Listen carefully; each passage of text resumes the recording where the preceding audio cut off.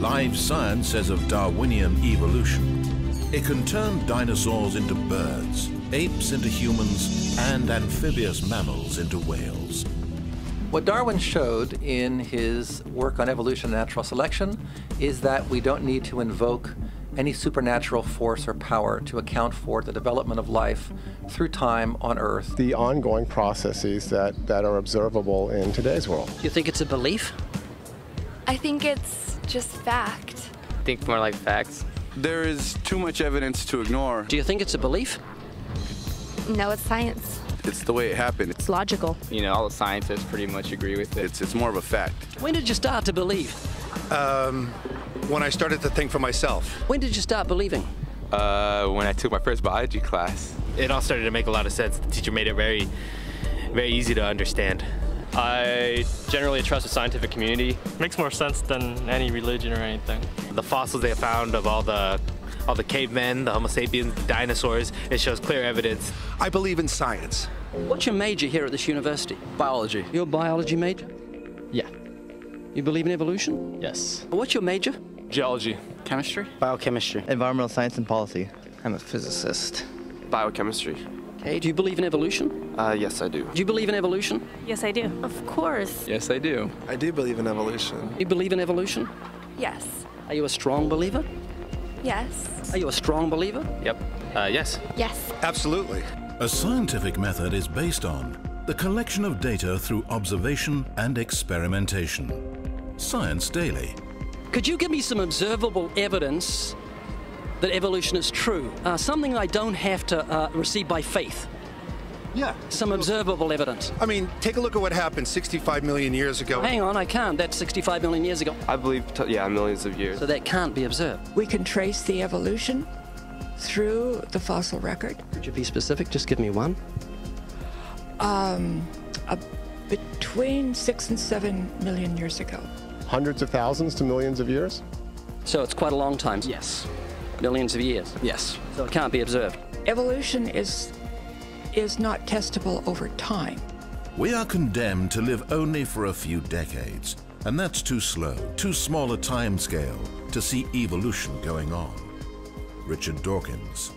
We see nothing of these slow changes in progress until the hand of time has marked the lapse of ages. Charles Darwin. You've got the canine kind, the coyote, and the domestic dog, and there's the feline kind, which is the cats, the tiger and the kitten, and you've got humankind. So Darwin said there'd be a change of kinds over many years, so could you give me one example of observable evidence of a change of kinds? So, for instance, the fossil record shows the common ancestors of all carnivores, that cats and dogs were once linked, once united by a common ancestor. How long ago? This, I believe, was like 60 million years ago. I don't want something I have to accept by faith. I want it to be observable. Observable evidence. Well, I mean, if you're just asking me here on the street, there's not really much I can tell you in terms of observable evidence. Like, we would have to really examine existing data to draw conclusions of our own. I would have to have faith then. We would have to have some amount of faith. Can you think of any observable evidence for Darwinian evolution where he said there'd be a change of kinds? Monkey to man, is that what you're talking about? Yeah, a change of kinds. I don't really believe there's any proof for that yet. Well, monkeys are the only ones with the 5th digit, like we have. Well, koalas have a 5th digit. Did you know that? I didn't know that. Think we're evolved from koalas? No. When I went to, like, Washington, D.C., I saw they had a whole exhibit just on the... In the Smithsonian? Yeah, in the Smithsonian. Oh, wait, so that is just like some stuffed dummies, like standing around a fire. I know that everyone talks about the missing link for humans and whatnot. I believe that there are connections that are out there that we haven't found yet. I'm going to trust what those experts did. Those experts came up with. I have a strong trust in evolutionary ideas based on the evidence presented. Can you think of any observable evidence for Darwinian evolution, a change of kinds? I haven't seen it myself, but I believe what the textbooks tell me about it, so... You've got faith in the experts? I have faith in the experts, yeah. I guess similar to how religious people have faith that God actually exists, I have faith in the experts knowing what they're talking about. The scientific method must be observable and repeatable. So could you give me one piece of observable evidence for Darwinian evolution? Okay, I would point to, as one great example is look at the genetics of the stickleback. What's that? So stickleback fish are a very interesting collection of species that were recently isolated after the end of the Ice Age. What did they become? They're various species of sticklebacks. They stayed as fish. Well, of course. Can you think of any observable evidence where there was a change of kinds? Fish. Human beings are still fish. Human beings are fish? Why, yes, of course they are. How long did that take? A couple of billions of years, millions. A couple of millions? How is that observable? It's not. We came out of the ground as a mammal, and one mammal created... Come out of the ground? Didn't we come out of the sea? Huh? Well, initially in the beginning, we came out of the ground and the sea. After the great destruction of the... So did we have lungs or gills when we came out of the sea? You want to know something? Those that were in the sea, I guess, had gills, and those that were on land had lungs. But if we came out of the sea, we had gills in the sea. You want to know something? Who knows that we came out of the sea or we evolved from mammals? So you don't know? Huh? Of course I don't know. I'm accepting that they did their science correctly. Could you give me an example of Darwinian evolution, not adaptation or speciation, but a change of kinds? These are changes of kinds. They're still fish. They're distinctly different fish. We have thousands of examples. Can you give me one? I can give you thousands. Just one. For instance, I would say look at Lenski's experiments with bacteria then. So what do the bacteria become? The bacteria are still bacteria, of course. So that's not Darwinian evolution. That's not a change of kinds, is it?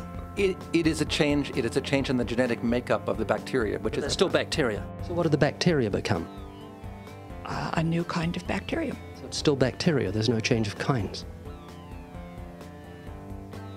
To summarize, the observable evidence that you give me for Darwinian evolution is bacteria becoming bacteria.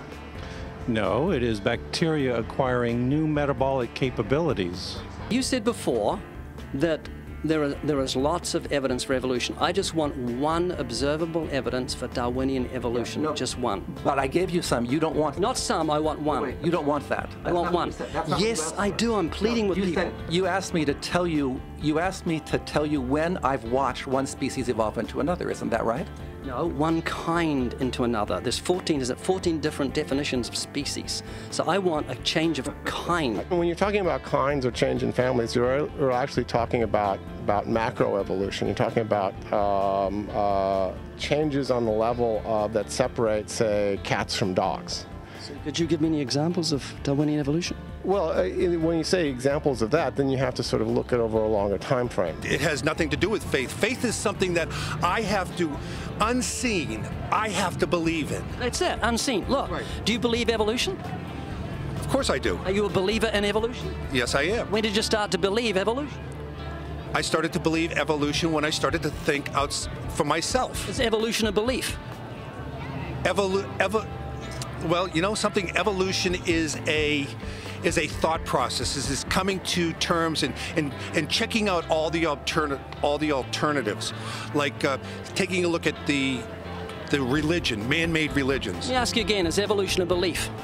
No, evolution is, well, yeah, in a word, yeah, I could say it could be a belief. When you say change of kinds, you mean the evolution of one species from another or to another.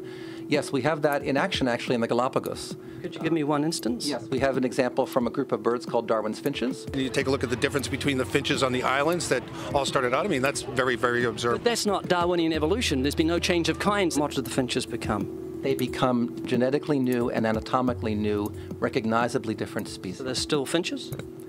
Well, of course, they're still finches, yes. So they're not a change of, there's no change of kind. Little birds that he had observed. What did they become? Their beak shapes. They're still birds. Yes. 3 finches that turn into different types of birds. They're still finches. Well, for example, Darwin and his study on evolution of the birds on the island that he went on to there. Their beaks changed? Their beaks. They're still birds. There's no change of kinds. That's within the kind. Just evolution on the beaks.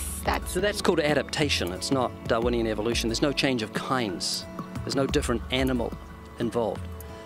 I want something that shows me Darwin's belief in a change of kinds is scientific. Darwin spoke of a change of kind. Can you think of any observable evidence for Darwinian evolution where there's a change of kind? Change of kind. Change of kind.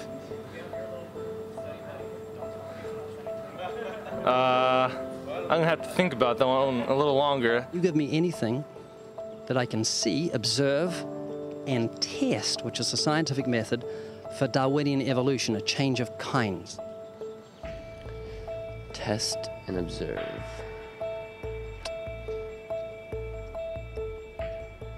Could you give me observable evidence, which is the scientific method for Darwinian evolution, a change of kinds?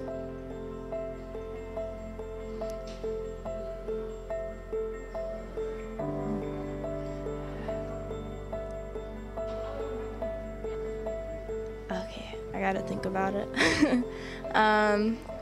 So you want the evidence of it? I would say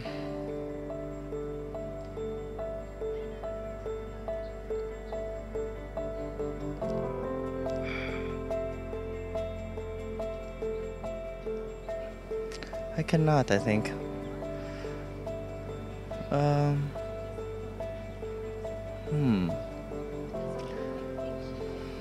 It's a hard question, actually.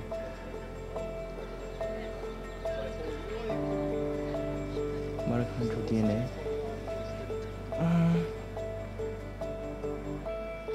So, can you repeat the question again? Could you give me any observable evidence, just one, for Darwinian evolution? Let me think about that for a sec.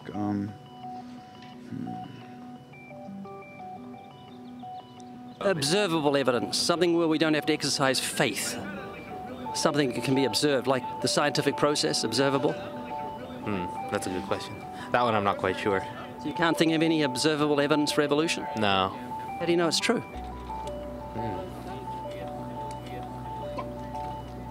I'm not sure. So Darwinian evolution is not observable, it's not scientific.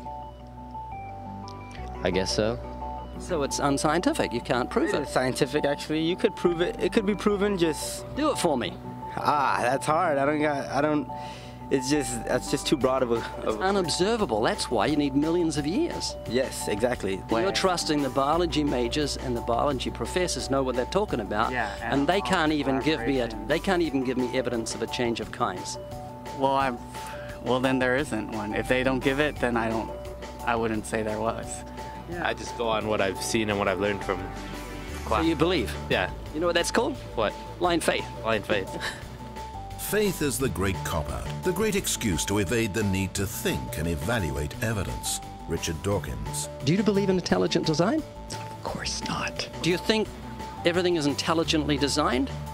No, I don't believe that things are intelligently designed. Okay, you seem like an intelligent person, so I'm going to ask you something. I'd like you to make me a rose, okay? How would you make a rose? I don't have the capabilities to do that. Hang on. No, it's not intelligently designed, so you should be able to whip me up a rose real quick. Do you believe a rose is intelligently designed? Definitely not. In order for me to know what to make, I have to know what a rose is. Well, it's got a seed, so you've got to start with nothing and you've got to create a seed from nothing. Oh. Can you do that? No, I can't. Could you make a rose from nothing? No. Can't make something from nothing. It's just basic, science. A rose from nothing? A rose. Just like, I can't, honestly. Why not? Me, I have no supernatural abilities. All the geniuses in the world can't make a grain of sand from nothing. We don't know where to start. I can't. Why not? I don't have millions, billions of years. That would be physically impossible. I mean, I would have to, that's not possible. So how could you say everything's not intelligently designed? Where does that leave you on the scale of intelligence if you say everything's not intelligently designed and you can't even make a rose? Why do you think there's no one teaching intelligent design at UCLA? Because they're not allowed to. We can teach anything we want. There's a reason intelligent design isn't taught in our learning institutions. According to physicist Victor Stenger, the legal staff of Freedom from Religion Foundation, a church-state watchdog group, has had remarkable success in convincing many institutions, such as school boards and town councils, that they are breaking constitutional law when they sponsor sectarian activities. That includes intelligent design. When the authorities can't be convinced, Freedom from Religion Foundation sues, and it wins more often than not. There was nothing in the beginning, big explosion of nothing, it became something, and then it came into a rose. And giraffes and horses and cows. I'm not saying that's what happened. I'm just saying I don't know what happened. That's what scientists have theorized has happened. And you believe them? To a point. So you've got faith. That is true, yeah. Could you give me a definition of vestigials? How's that back up evolution? Vestigial is like, I'm not a biologist, so I'm kind of fuzzy here, but it's like a remaining organ that is not used. Like for instance, our appendix. Rabbits have huge appendix for digestion of grass. We still have a vestigial appendix organ. The appendix has no use? Which we can think of right now. Your coccyx bone, that was, you know, many people regard that as the tail of the humans. The human tailbone is said to be vestigial. That is, it's an evolutionary leftover proving that we're related to primates. However, it's not a tailbone, it's the coccyx vertebrae. The tailbone derived its name because some people believe it's a leftover part from human evolution, though the notion that the tailbone serves no purpose is wrong. The coccyx is an extremely important source of attachment for tendons, ligaments, and muscles. Evolutionists also claim that the appendix is vestigial, but it's not. The appendix is actually part of the human immune system. According to Scientific American, for years, the appendix was credited with very little physiological function. We now know, however, that the appendix serves an important role in the fetus and in young adults. Among adult humans, the appendix is now thought to be involved primarily in the immune functions. I do believe in evolution. Now, why is that? Well, over millions of years, to me it makes sense that people change, like, physically and biologically over time, over like very long periods of time. 18 years ago, you're just a little baby, but you have changed physically and it didn't take millions of years. So what's the difference between what you're telling me about evolution and the physical change that we have now? I mean, caterpillars turn into butterflies in a matter of weeks. Tadpoles turn into frogs in a matter of weeks. What's the difference between Darwinian evolution and what we see in natural life? So Braden, do you believe in evolution? Yes. I'm convinced evolution is a fact. Why? Overwhelming scientific evidence. You think of any? Namely Darwin and mostly what they teach you in schools. Do you believe in evolution? Yes. Now, when evolution first started, how did the eyes evolve? What caused them to begin evolving? The first eye evolved. Yeah, eye is very intricate. It's got 137 million light-sensitive cells. Focusing muscles move an estimated 100,000 times a day. Unspeakably complex. How did the first eye evolve? What happened? What caused it? I actually don't have an answer to that. Now, tell me about this eye. It was just cells and then it decided it wanted to see? How long did this take? Over millions of years, probably. So was it an animal or was just an eye lying there, sort of a pre-eye? Well, I would think that a cell, right, came together to form more cells, and that came a little microorganism, right? Then that had incentive to live, so it developed things to help it live over millions and millions of years. Can it see yet? No. How did it eat? By absorbing like little other things. Did it have a brain? No. How did it think? I think it's just did whatever it did, you know? Did the brain evolve over years along with the eye that's evolving? I wouldn't think the brain evolved until it actually evolved over millions of years, kind of into this animal. Well, it takes like eons at this point now. Can it see yet? Probably not. Because you need the whole eye to be fully evolved to see, don't you? Half an eye doesn't really work. Right, in the sense that maybe... Could it smell the food? Maybe it just senses it, like... Where did the food come from? Food come from? When did the eye begin to see? Probably millions of years later. No, it was just there on top of an antenna. As time went on, we needed eyes to see. 2 eyes or 1? 2? 2 eyes? I'm guessing, maybe 1 eye. 1 works fine. Why would it have 1 and then decide it needed 2? Probably depth perception. I think it was more like it was like a sensory organ or something. Where'd that come from? From a bunch of cells thinking, yeah, this sensory organ is pretty cool. Might want to pass that down. Where did they come from? Wouldn't know. That's a big mystery, huh? We were fish? I think so. I think we came from the sea. And did we have lungs or gills under the water? Oh no, like you would get lungs later on. Have you heard of entropy? I have not. What You heard of the second law of thermodynamics? I have not.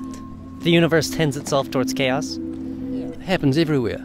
In 1 trillion years, all these rocks here will be turned to dust. We'll be turned to dust. The dog will be turned to dust. The flowers, the birds, the trees, even the mountains and the planets will be turned to dust. Everything is corrupting. Does that make sense? I think it definitely makes sense. You can see it everywhere. Exactly. Except with evolution. Evolution does the exact opposite. It gets better. How do you fit evolution in with that? Because evolution says the opposite. It says things get better. They don't corrupt. Can you reconcile the two? Actually, I believe evolution is chaos, but sometimes they mess up in a way that helps them. It's like flipping a coin, basically, with your genetics. You mean luck? Yeah. And that way that helps them makes them thrive even more. So they improve? Yes. That's the opposite of entropy. How come evolution isn't subject to that? Because that creates and improves, and things get better through evolution. I'm honestly not sure about that. Instead of running down, evolution improves. How could that happen? I don't know. Eventually, certain cells became alive as you may know it. Life came from non-life? How could life come from non-life? It's totally impossible. You said it yourself. Like you can't just bring a rock to life. No. And you're saying there were cells lying around that developed eyes under the water and crawled up on the land and evolved lungs, and it took millions of years? See if you can spot an ongoing problem here. I'll address it in a few moments when it becomes more evident. Just energy. Where did that come from? Sun. Where did the sun come from? Probably like dust being compressed into stuff, or like a bunch of hydrogen. Yeah.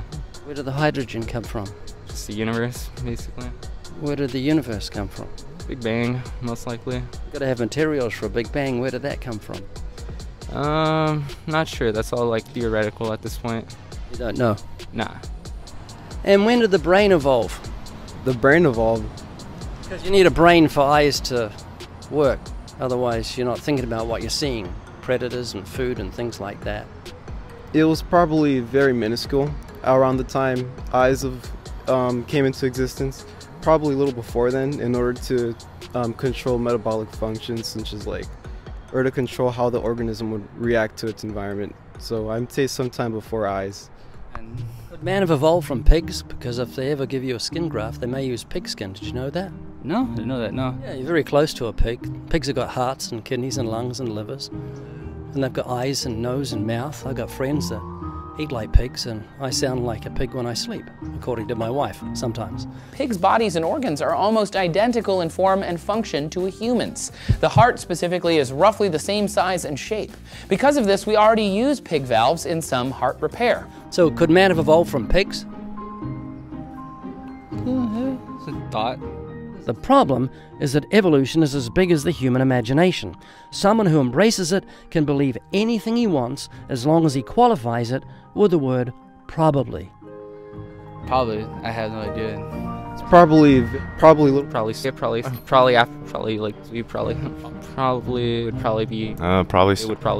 probably it probably was by accident. Probably millions of years later. You got to say probably every few sentences because nothing is for sure. Is that right? Yeah. Probably. Let me just share with you how you know God exists. Every building is proof of a builder. You know a builder existed because there's a building. Every painting is proof of a painter. No paintings painted themselves. Is that right?